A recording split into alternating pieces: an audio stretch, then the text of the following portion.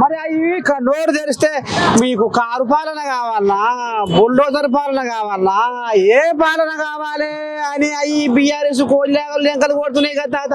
ఇగో bulldozer ఏమనికి వచ్చింది, బోరపట్ల ఏమనికన్నా వచ్చినా, అదే నాకు మోతినగర్ నాకు బుల్డోజర్ వచ్చిందా, సైత్రిలో బుల్డోజర్ వచ్చిందా, చెరువులు కబ్జా చేసి కొడుకులు వాళ్ళ కార్యకర్తలకు చెరువులు కబ్జా చేస్తే వాళ్ళు సపోర్ట్ ఇచ్చి అక్రమంగా లేఅవుట్లు వేసి బీద ప్రజల దగ్గర 5 లక్షలు 10 లక్షలకు అమ్మితే అదే బుల్డోజర్ కూర్చోండి.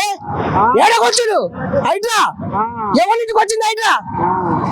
అక్రమంగా చేసిన మీ తొత్తు రాజకీయ నాయకులు చేసిన వాడిని కూర్చుంది. ఎవరిని కూర్చుంది? హైడ్రా చైత్రిగా కూర్చుంది, ఆ మోతినేడ కూర్చుందా, బోరబల్ల కూర్చుందా, ఏడ కూర్చుంది? లేకపోతే కేటీఆర్ ఫామ్ హౌస్ కూర్చుందా?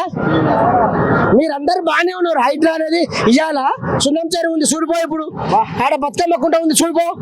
చెరువు అంటే ఎట్లుంటది? ఇలా వరంగల్ మొత్తం మునిగిపోయింది. దేనికి మునిగిపోయింది? నీలాంటి రాజకీయ నాయకుల వల్ల చెరువులన్నీ కబ్జా చేస్తే జనము ఇల్లు కట్టుకొని ఇలా వరంగల్ ఉండిపోయింది. ఎందుకు ఉండిపోయింది? వరంగల్ సముద్రం ఉందా? 20 ఎకరాల చెరువుని 15 ఎకరాలు కబ్జా చేస్తే 5 ఎకరాలు పెడితే ఏడుకోవాలి నీళ్ళు మీ ఇంట్లోకోవా?